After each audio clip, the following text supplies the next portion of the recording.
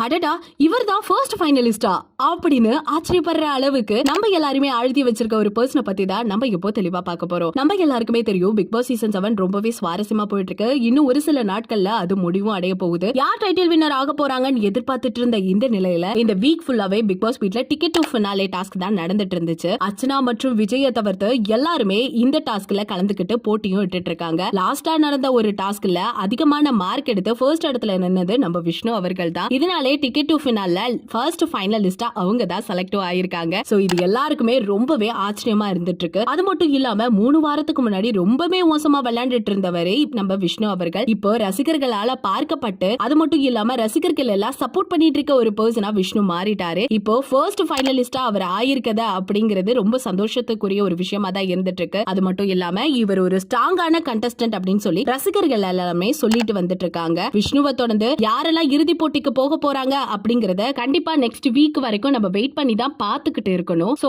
இந்த நியூஸை பத்தி நீங்க என்ன நினைக்கிறீங்க அப்படிங்கறத மறக்காம நம்ம கமெண்ட் செக்ஷன்ல ஷேர் பண்ணிக்கோங்க. இது போல பல வீடியோஸை பார்க்க நம்ம சேனலை மறக்காம சப்ஸ்கிரைப் பண்ணி வச்சுக்கோங்க.